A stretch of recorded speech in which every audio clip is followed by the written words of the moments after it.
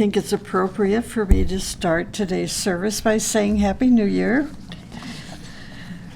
It's not but every 7 years that we have such an opportunity to meet the first day of the new year on a Sunday. So, how this morning I'm talking about then and now.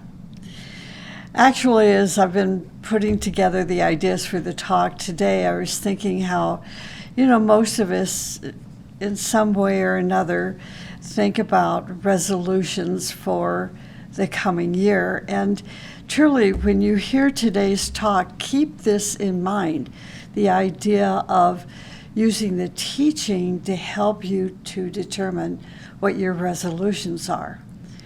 So today I'll be talking a little bit about Shambhala and the Shambhala energies that occurred in the year 2000. And then I'll be talking about preparation for the year 2025. And then essentially I'll be talking about how to purify our heart as a process of transformation. So the overall essence of today's talk will be explaining and sharing ideas about transformation and how we are moving from the year 23 and 24 as transformative years, taking us to the year 2025. So I'll not be talking much about 2025 today, but the approach getting us from here to there. So transformation is a process of self-perfectment, just that simple. If you're trying to create a glossary of the terms of the teaching, and this is one that you can do, that transformation is a process of self-perfectment. It means progressive changes. Now, imagine yourself, put yourself in this talk this morning, that, all right, today, for the rest of the year and into 2024, you're going to be undergoing the process of self-perfectment. And this is what I can expect from practicing the process of self-perfectment. I will experience progressive changes in my personality life, in my day-to-day life, in my spiritual life. I'll be experiencing progressive changes. Changes done in such a way that our soul is going to be released from matter, the enslavement of matter, the darkness of matter, and increase its freedom to where our soul reaches such a point that it now resides in complete light, complete love, and complete power. Imagine that. Imagine that you have attained that level of consciousness where your unfolded human soul is now totally functioning in pure love, pure light, pure power. So I'll begin the talk this morning by taking a look at the past, the time that we, in our continuing discipleship, experienced the direct energies of Shambhala. Shambhala's evocative and causal energies reached a peak in the year 2000. And these energies have now diminished, but those energies left a major impact on our heart, a major impact on our consciousness. The effects actually ended in 2009. Imagine that, 2009, with the initiatory energies of Capricorn. So we're told that in 1992, from 1992 to the year 2000, the release of the energy coming from Shambhala directly to humanity was the precipitation process of these evocative energies, causal energies of Shambhala, and then the crescendo point occurred the year 2000. And from 2000 to 2009 was like the echo of that crescendo point. So we actually had from 1992 to 2009, in which all of humanity and the universe was experiencing this impact of Shambhala energy. Since then, we have taken the energies of Shambhala to propel us forward. This started in the year 2018, reaching and will reach the peak of the crescendo in 2025, when the powerful cycle of Shambhala energy will directly flood our planet once again. Since the year 2000, some disciples took what we call the first initiation of consciousness. Others took the second initiation, and a few others took the intense and challenging initiation called the Transfiguration initiation, the third initiation. But these three levels of initiation took many, many incarnations of preparation. They didn't just, we didn't have a weekend seminar where we had total devotion and meditation, and then boom, there was the initiation that took place, 1, 2, or 3. That's not the way it works. The way it works is when you actually take that initiation, is, using the musical term, it is a crescendo point.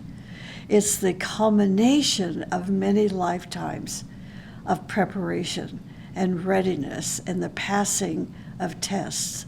So it was the year 2000 that we had that opportunity, especially, we are told, to take that third initiation.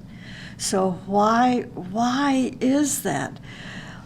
What's so interesting to me is the realization that that year 2000 was like the opening of a portal. It was a cycle that allowed those who were ready to take the Transfiguration initiation, or initiation 1 or initiation 2. So some years go by where there's more of an opportunity to take sub-initiations, and then there is that special cycle where an opportunity is provided us through evocative energy to take a major initiation. A major initiation would be initiation 1, initiation 2, initiation 3. 3 particularly. Others during that time of the year 2000 did their utmost to maintain, and some slipped into the darkness of their old ways without knowing what was occurring. So we must all now prepare ourselves to enter a new level of discipleship. 2025, community is going to be essential to the life of the disciple, where they will begin to consciously experience the difference between being an individual soul and being a group soul. Christ said, "A new commandment I give you, that you love one another, just as I have loved you, that you also love one another. By this every man shall know that you are my disciples." Now he gives a hint. Christ was not speaking to one disciple. Think of that. He was speaking to the community of disciples. So he gave us the hint by saying, everyone will know that you are my disciples, the plural. The more I observe observe those who have been studying the teaching for many years, I see that there are oftentimes people, disciples, who are in danger of building obstacles instead of gaining freedom from their ego. They put themselves in the danger of having built a superiority complex, an authoritarian personality, a know-it-all personality. It is normally either the neophyte or the long-time student that falls into such ego-laden traps. Those with such complexes are going to have difficulty understanding and being absorbed into the new era community of souls, of disciples. So, if you think you're one of them and you fall in that category, you have some time left to transform these obstacles. Starting today, the first day of 2023, all the way up through 2025. The longer we are on the path of discipleship, the more we must check our humility gauge. Are we increasing in humility? Is our heart nature expanding? Or have we fallen into the rabbit hole of darkness, of self-delusion, or even of cold-heartedness? Is our humility gauge increasing or decreasing with a sense of knowing oneself? Humility, the teaching tells us this. Humility is knowing who you are and who you are not. When I see the humility gauge of my co-workers declining, I know that the group's consciousness must be shored up before a rending occurs. But now, we all have an opportunity to open a new chapter to the spiritual life, our transformative life. Beginning today, it is time for us to start a new life. Do not let past failures and mistakes chain you to the past. Do not let your present darkness change you to the past.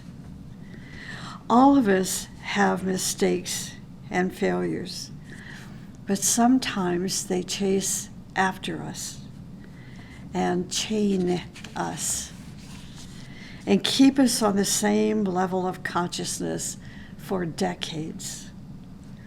When these things happen and we don't adjust to accommodate this darkness, we become mired in increasing darkness.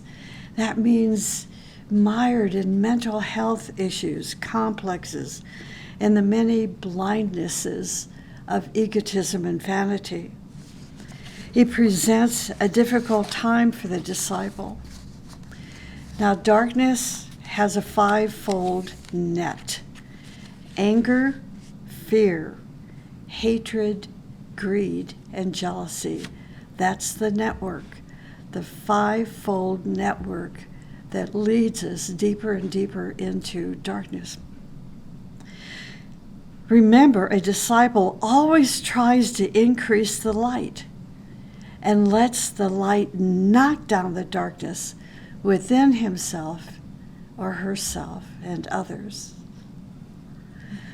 Here's a story about a disciple that I'm sure you're going to remember hearing before. A few years ago, there was a plane crash in the Potomac River during a heavy snowstorm. There was a group of 3 women and 2 men floating in the icy water, waiting to be rescued by a helicopter. When the helicopter arrived, one man grabbed the rope to save himself first. The other man waited in the water for the 3 ladies to be pulled to safety first.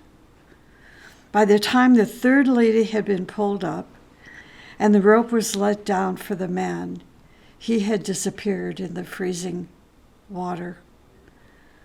This is an example of pure discipleship. The Master told something to his disciples about how they watch from the tower, how they watch, the great ones, the Masters watch from the tower. Those who give their lives, they watch those who give their lives for others. And then how they record their names in the book of God. There is a paragraph in the book Fiery World, Volume 3, Paragraph 7, that is so inspiring. It says, I give this farewell bidding to the disciple. Let thy prayer be, Thee, O Lord, I shall serve in everything, always, and everywhere. Let my path be marked by the attainment of selflessness. When the disciple realizes in his heart the joy of the path, a path which knows no friction because all is transformed in the joy of service, then it is possible to open before him the great gates. Amidst higher concepts, the disciple must remember in his heart the records of light. Amidst the frightening manifestations, the disciple must remember about the records of darkness. There is inscribed upon the shield of light, Lord, I come alone. I come in a manifested achievement. I shall reach the goal. I shall reach it. And there is inscribed upon the shield of light honesty, devotion, and self-abnegation. But fearful are the records of darkness. Let the hand of the disciple refrain from inscribing upon these permanent scrolls lies, hypocrisy, betrayal, and selfhood. And again, that's paragraph 7, volume 3, Fiery World. So let us become born again this year in our discipleship. To be born again means that we are going to have the power to release ourselves from any past darkness, and we're going to look for a new image. No matter what we were in the past, we're going to destroy that image and become something new. To be born again is the greatest power, for it is the Christ power within us. If we are chained to the past by our past failures and images, we can never build a new beingness. We can sit down and think about our past failures and transgressions and then take responsibility for them, to recognize, okay, I did this, but now it is over. This is the food that we are bringing to the table this year. We are opening a chapter to live a transformative life. The year 2023 is the year that we are going to, with great conviction, transform ourselves, to release our unfolding human soul in such a way that it now dwells, like I said earlier, in pure and total light and love and power of the higher self. This year is a time to make a breakthrough into a new life, a transformative life. This is how each of us can take the next step forward on the path of perfectment. In the book Fiery World, Volume 2, it says, someone says that he wishes to attain cosmic consciousness. Let him better think about purifying his heart. Let him not so much imagine himself as the conqueror of the cosmos, but rather let him wish to cleanse his consciousness from dust. One cannot penetrate beyond the limits of the law without wishing to become transformed to the approach. Verily, the baker of bread, in both the spiritual and material sense, must not think only as to how to get his own fill. So cosmic consciousness is important, and we can strive for it, but we need to pure our heart to do it. The important thing is that when people aspire to expand their consciousness and come in contact with higher currents of energy, penetrating into higher states of consciousness and beingness, we need to purify our heart. Do you hear what I'm saying? Because this is so important to apply to ourselves now in preparation for the year 2025.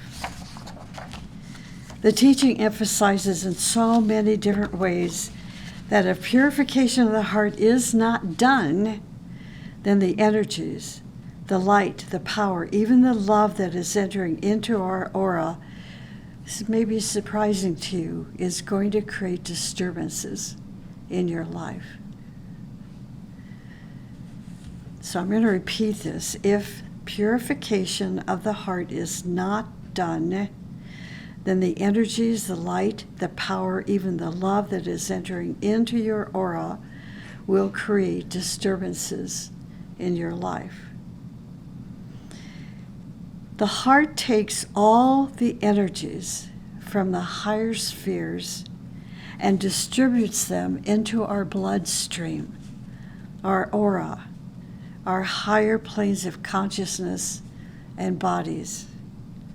If the heart is not purified, then do you know what happens? This energy becomes contaminated. And when it is contaminated, it contaminates our physical body, astral body, and mental body. And this is the same for a group as well as it is for the individual. So the path of the disciple or the discipleship group, and all disciples are part of a group of disciples, is the realization that the foundation of discipleship is the purification of the heart. Now, here's a practice. It's actually a question that we can experience every day for the whole year and all of 2024. Of course, I know you're not going to do this, for how many, 365 times 2? I know you're not going to do it every day, but try to think of doing it as often and as frequently as you think about it. And here's the question. What are the things I am going to purify from my heart? And the group can say the same thing, except what are the things we are going to purify from our hearts, from the group heart? This is essential, for if our heart is not purified, we cannot think clearly. It is impossible. We will not have foresight or insight. We will not have the intuition of direct knowledge. We can have a lot of knowledge, but suddenly we realize that our knowledge and our position is being used in the wrong way because our heart is not pure. So what does this mean? It means that the heart is the center of spiritual advancement and progress.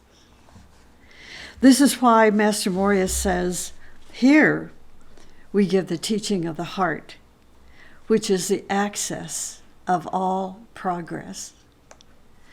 You can see this in your homes, in your group. If there is any heartless person, you'll recognize them, maybe not immediately, but they're lacking in warmth.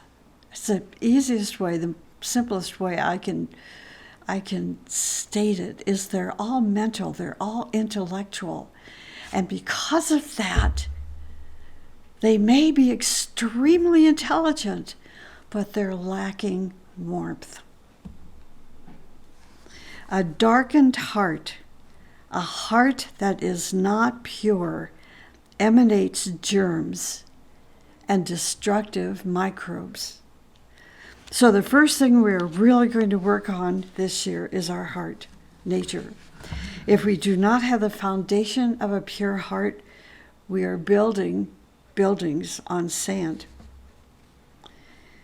So especially those of you that are going to be listening on YouTube, and also those of you that are listening to the broadcast, I hope you're listening to these words and not cooking breakfast while you're watching your TV or your computer screen. I hope you're listening to these words and assimilating them into your beingness. If you are not, and you do not take action, you're missing a great opportunity to enter into a new spiritual year of a transformational life. So here are the few suggestions that I mentioned at the beginning of the talk, suggestions of how we can purify our heart. The first is, and I tell you, these are so simple to understand, you don't need a dictionary alongside listening to this lecture. But you need a map as to how to navigate your way through these purification processes, because navigation is not easy. So the first is selfish thoughts must be thrown out. Anytime you are having a relationship with any person, the first thought that comes to your mind is typically, how can I use this relationship, this situation for my own benefit? That is one of the greatest pollutants of a person's heart. It turns all the electrical currents of their spiritual body off, and it's very difficult. So people have a wrong idea about consciousness. They think that consciousness is mental. It is not. The Master M says consciousness is in the heart. So the second point, that we must purify our heart from such pollution, which is, I am better than they are. I have more money, more degrees, better positioned. Look who I am. I am better than they are. And where they may not boast out loud, they think it. This is the image of the closed hand with one finger pointing outward when you think you're smarter and better and more beautiful than another, and you're putting yourself in danger. You are making yourself superior to others when you give unasked for advice to others. You are putting yourself in a dangerous position. I am better than they are. You start judging and measuring others, putting limits on their potential. But you are really demonstrating to yourself that you are the only one. It is so silly if you can see these things. Spiritual development is a development of observation. When you start observing, you begin to take steps to correct the situation. So number 3.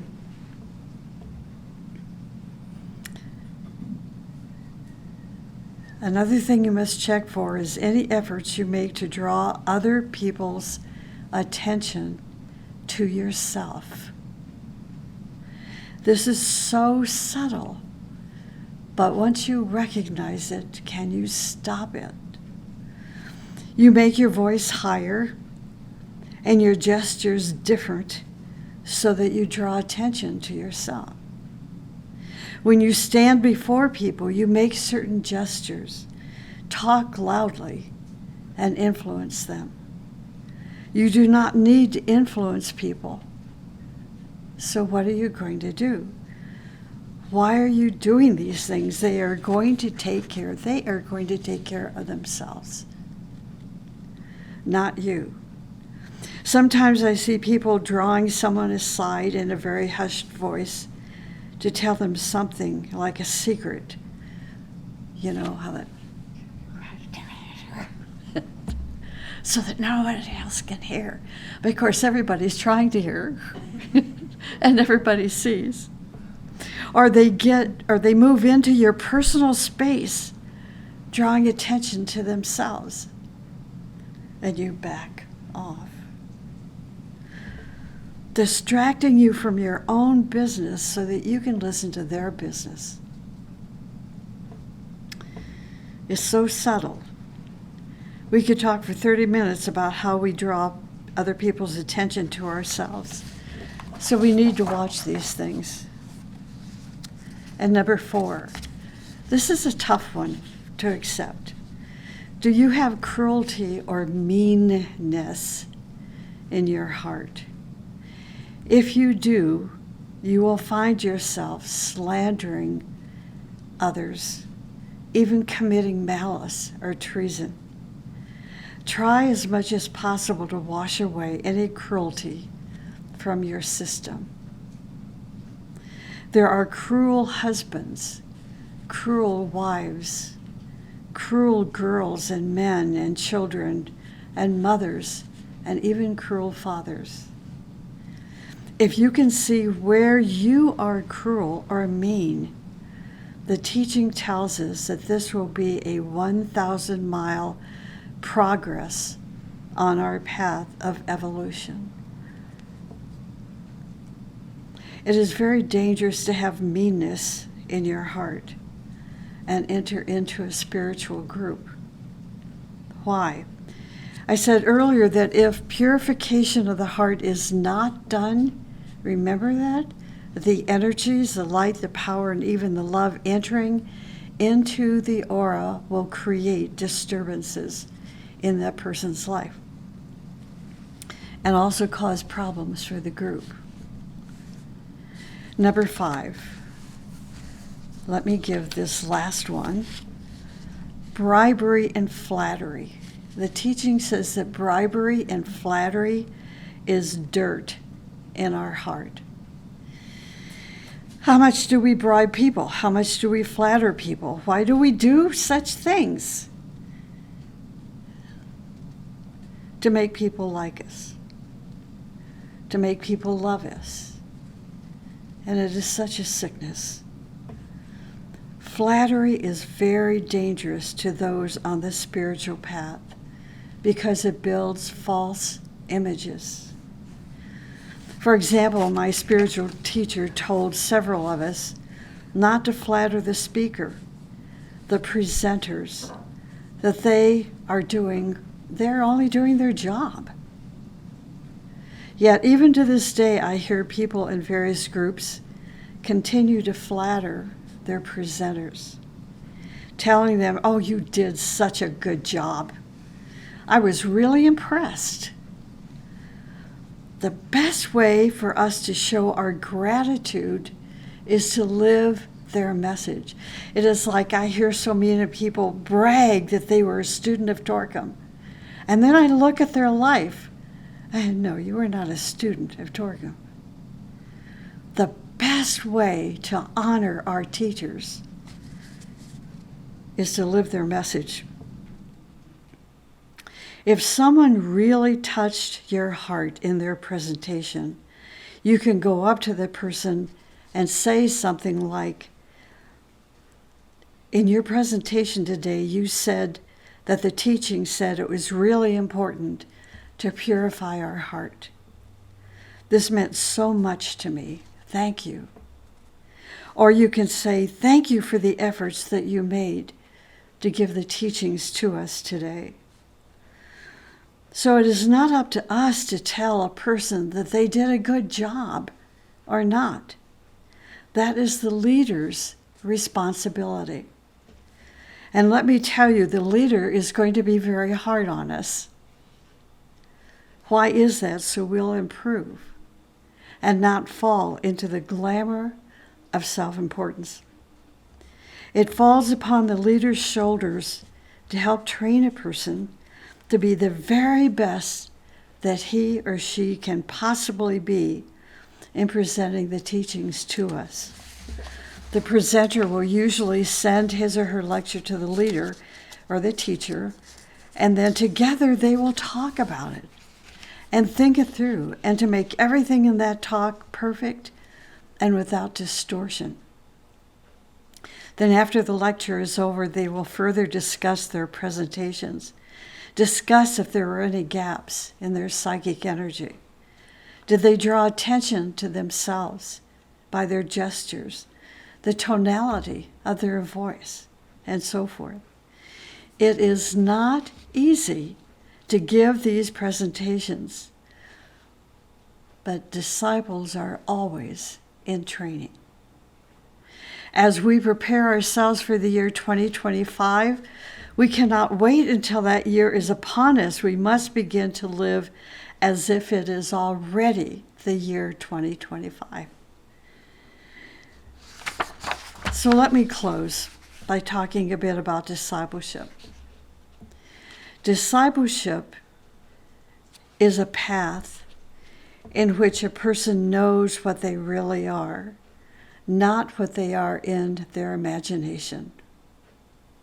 The disciple sees their many weaknesses, but they also see their many beautiful qualities. They are not lost in confusion. Discipleship is a period in which they are supposed to overcome their mechanicalness. In other words, their habits. Discipleship is considered a strenuous tension, agony, labor, and a burden.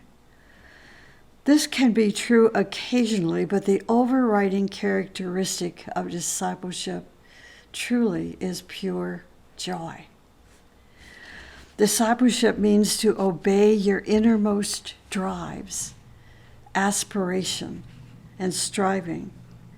The disciple has a vision for humanity's liberation, happiness, and greater perfection, and they work for it. They dedicate themselves to that vision and work toward the realization and manifestation of that vision. They sacrifice themselves for it. In whatever they do, physically, emotionally, mentally, through their words, emotions, or action, they try to actualize their vision. The community of disciples will not be devotees of personalities, devotees of selfish emotional interests, devotees of dogmas and doctrines, or religious devotees. Discipleship groups in the near future will be devotees of knowledge and of achievement, of transformation, devotees of sacrificial service, and devotees of enlightenment. The new era community of disciples will be bridges between the objective and subjective worlds.